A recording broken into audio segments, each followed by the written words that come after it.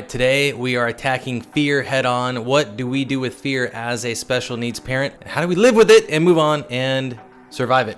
Let's talk about it. So before we get started, I want to make this very clear. The purpose of this video is not to make fun of, minimize, or tell you that your fears are unfounded, because they are. As a special needs father, I understand and I get it that we have real things we need to be concerned with that typical parents don't have to. The goal of this video is to help us to name our fears, to see them for what they really are, and just like a big scary monster in the closet, give ourselves tools to be able to understand that they're not as big and scary as they seem. And once we name the fears and we can identify and think how to move forward with them, we can move forward with confidence and courage and with our heads held high. Now, we all know there are plenty of things that we should be worried about. Some of the things being, will my kid ever be able to live on his own? Will they have a normal life? Will they be able to communicate? Will I ever be able to have a straightforward conversation with my son or daughter? Will I be a special needs parent for the rest of my life, even as my kids become adults? Okay, so let's talk about what fear is in its most simple state. Fear is a chemical reaction. That is all that it is. It's a chemical reaction caused by a little guy inside your brain called the amygdala. It causes terror, high blood pressure, high blood rate, fight or flight response. That is a chemical reaction that is learned. Now remember, fears are there for a purpose. We say biologically, what's the reason we have fears? And it's to keep us alive, to keep us away from danger, and to trigger that response to get us away. Something to remember though is that not all fears are created equal. For example, pretty much every fear we have is something that we've learned as we've grown up. There's a pretty famous experiment that talked about this. There's a behavioralist named John B. Watson, and he did a very famous experiment called the Little Albert experiment. This is one of those experiments that probably would have been deemed as unethical today, but they trained an 11-month-old baby to be afraid of cuddly animals. Okay, so how does that help us? Fear being learned just means that we need to decide whether or not that is real, whether or not it's something we should truly be afraid of. And so we go backwards and figure out how to unlearn it or to update our knowledge so we can reduce and manage the fear. Think of how many times in life we've been told to be afraid of something, boogie monsters, or like a monsters on Halloween, for example, or something where as a young child we thought that we had to be nervous about this thing. And then as we grew up, we're like, oh no, that's not true. We need to learn to see past what we've been taught, undo that programming we have in our brain. You know, funny story. Did you know there's actually a fear anatidophobia and anatidophobia or anatidophobia, which is the fear that somewhere ducks are watching you. Okay, let's go back. So if we got to unlearn something, we got to walk through it in our minds and figure out if it's really true. So first step to that is doing a thought experiment. This is something that Einstein did. He called it thought experiments. And whenever he was experimenting and trying to create his theories for all the relativity and speed of light stuff, he would walk through them in his mind, and then he would try and back into different ways of actually physically testing them. But we can walk through a lot of stuff in our heads and just see whether or not it's true from that standpoint. Another really good tool to consider using is Stoic philosophy. There's a really good quote from Seneca.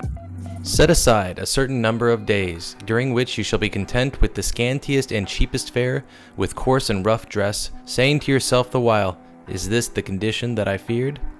Okay, and here's how you would actually use Stoicism in a real life situation. In that one, you're talking about if you lost everything, what would you do? And you're getting rid of the fear of losing everything, because if you were homeless, you could survive and you could still rebuild. Great. What fears do we deal with? Having meltdowns in public is a big fear, and so we gradually need to expose ourselves to more and more opportunities to eradicate that fear. So that means that we would go out and say, take a trip to the grocery store. When I was first taking Nolan on my own out instead of going with my wife every time, it created a whole new dynamic and weirdness that I was scared of because I didn't want him to have a meltdown in public. So I would go little bits out on my own, and then gradually I would go longer and longer to the point where I had the kids for the whole weekend and everything was fine, and I could force Riz to have some quality time on her own. Honey, you need to go take a spin class and go to the spa for the day. I got the kids, relax, I got this, go take care of you. Next, something you should do is seek out parents who have already gone down this road before you. Only recently have I taken my own advice of getting into a support group. Our Bible study that we're part of is all special needs parents, and seeing people who have gone down that road ahead of you, they have carried weights that we have not. And it's really inspiring and comforting to know that, because they've paid a price going through this public school system and the battles that come with IEPs and all this crazy stuff. And because of what they had to fight through in the court system, mediation, lawsuits, our experience in schools now are so much easier compared to what they had to deal with.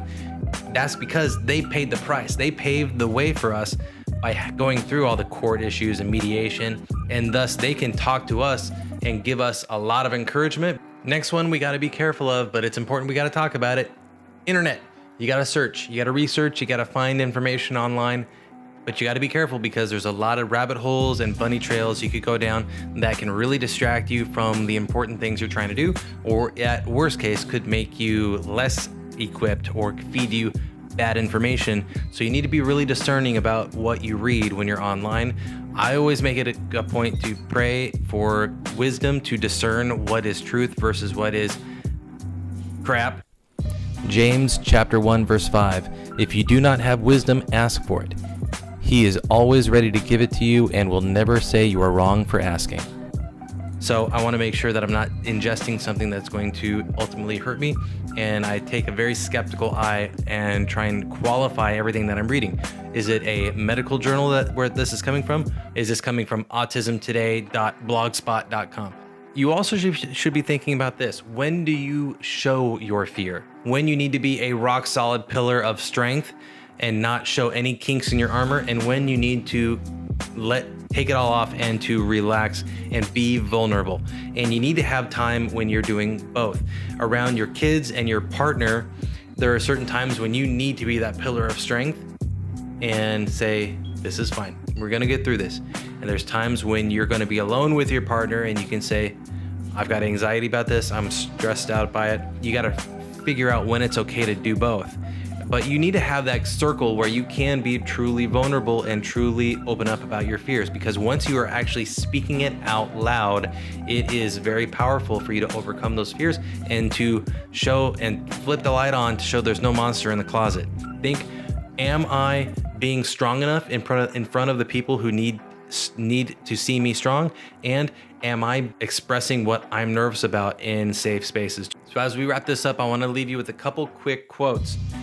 One is from John Milton from Paradise Lost. The mind is its own place, and in itself can make a heaven of hell, a hell of heaven. Your fear is there for a reason, but you've got the power to decide what that reason is. You can make it one that is crippling and destroys you and buries you in depression, or you can make it a purpose that empowers you, gives you strength, meaning, and a desire to push through it and to inspire those around you.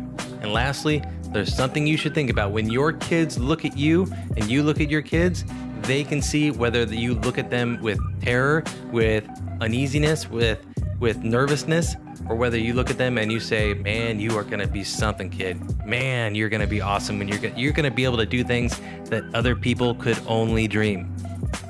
You're gonna be able to do things that nobody else could do because your mind works in such a unique way, and the wiring of your brain is so different from other people that you can have unique abilities that people wish they could have. And to quote one more great philosopher, it's not a disability, it's a superpower.